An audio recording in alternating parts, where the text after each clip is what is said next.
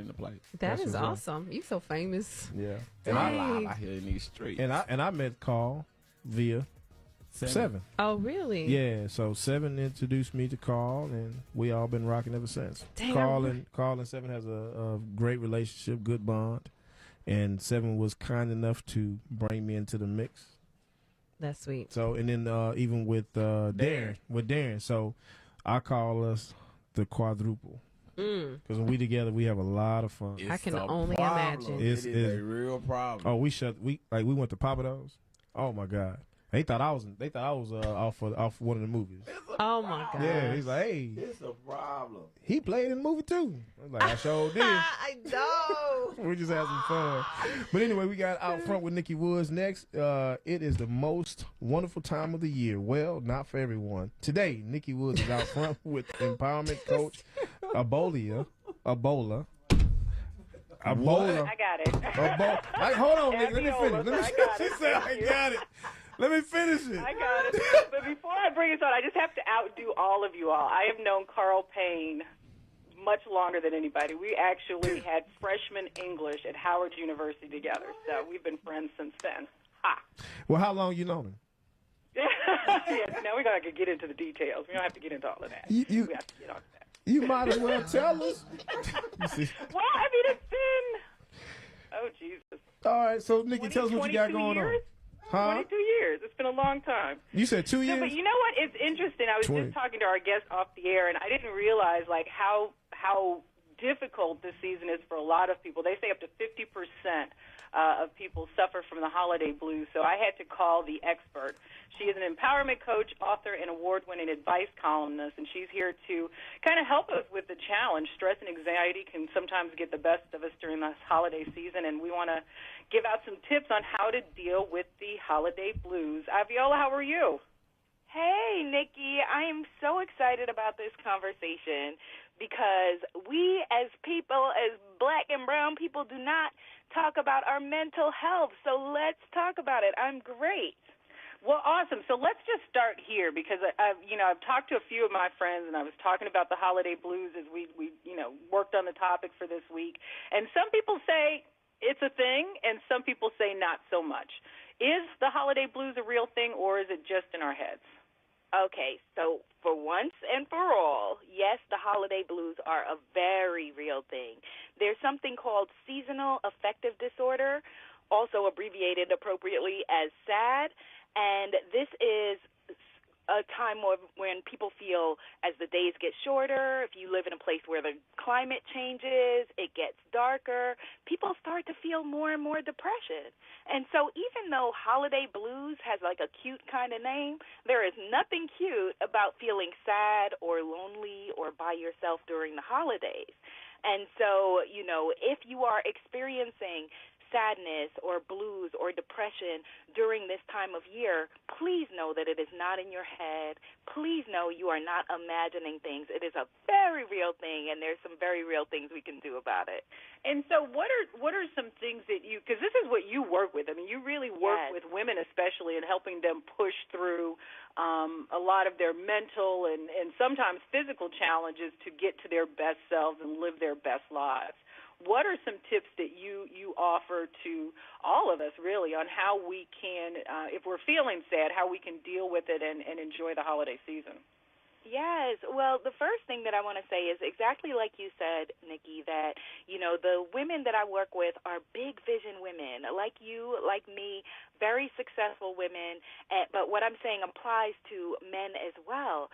So one of the things that you can do if you're feeling sad around this time of year is first figure out what is the issue. Why is it that you're feeling sad? Is it grief?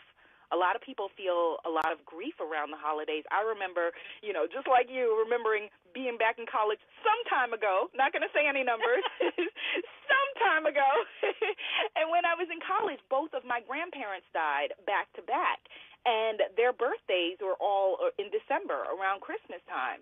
And so this time of year was very sad and very hard for my family because my mom didn't necessarily feel up to putting out a tree and celebrating Christmas, and neither did we. And so a lot of people, the holidays, Thanksgiving, Christmas time, it highlights the time when people are missing their loved ones. Another reason why we have holiday blues or seasonal affective disorder could be, good old social media, right? So everybody's posting pictures of their best life and looking like, they've got like the best Christmas tree and the best skiing or whatever they're into and having the best holiday season.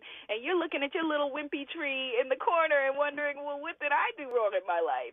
And so one of the things you need to do is manage your expectations, set expectations that are in parallel with your life instead of everybody else's. And, that is a really, really powerful way to start to manage your holiday stress and your blues. If it feels like an ongoing situation, you should absolutely speak to your doctor. Mental health is, like any other health condition, a real health factor.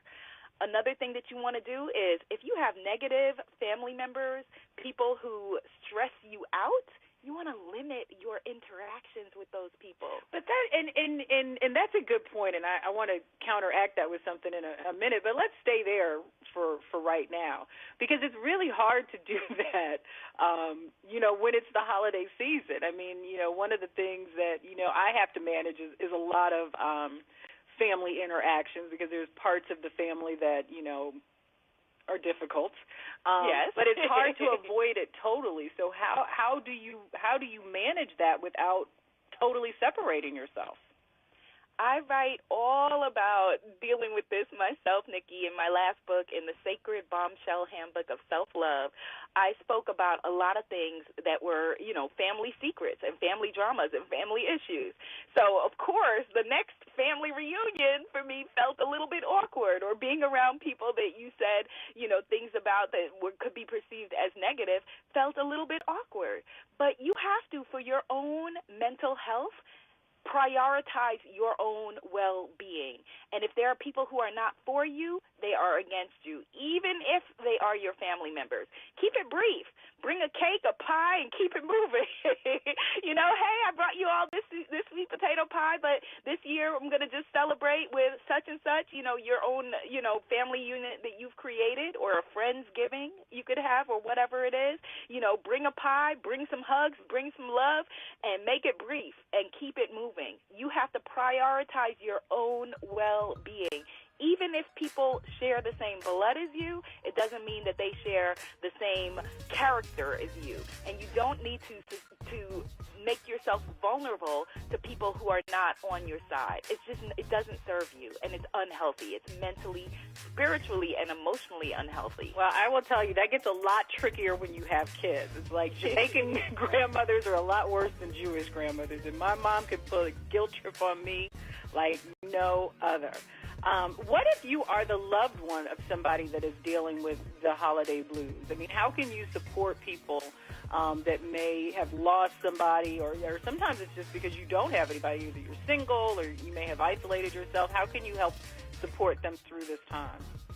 Well, first I want to tell you, because I'm a Caribbean girl myself, as you know, I'm from Guyana, so we have the grief under, how we deal with things there, so I understand. So you are not alone in that.